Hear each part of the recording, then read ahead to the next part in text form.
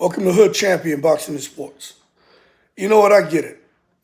Fighters want to make the most money possible. And I'm rooting for all fighters to get paid. The more money you can get, the better, in my opinion.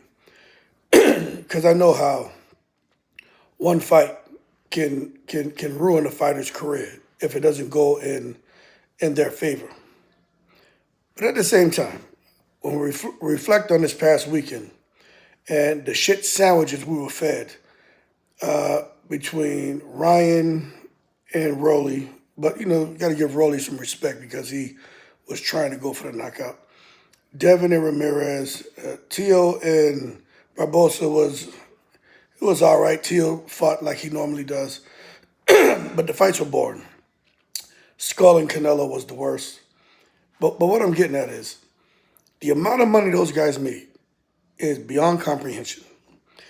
But believe you me, going forward, I think the horrendous performances by most of those fighters, right? The fact that fight fans are disgusted in what we paid to watch, I think they may have ruined it for future fights Turki Alalshikh wants to put on as far as contracts he hasn't signed yet.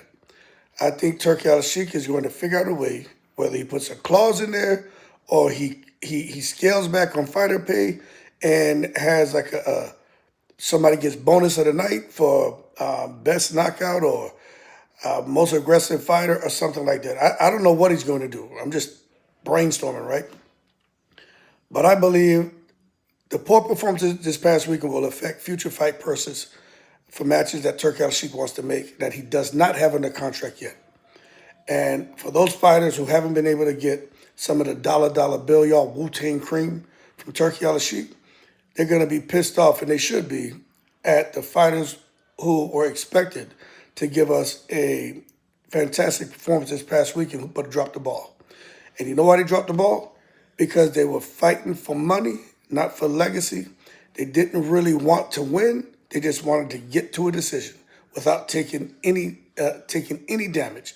The guys who wanted to make it a mashup, crash up, they just couldn't catch up to the boxer runner. And it's horrible. But that being said, you watch in the future. Turki Alalshikh's not going to be paying nobody 10, 15, 20 million for you to get in there and coochie-coo yourself to a decision, chicken peck yourself to a decision, run to a decision. That shit ain't going to happen in the future. Anyway, keep cool. Shout out to the veterans, all 7 continents. In the breeze.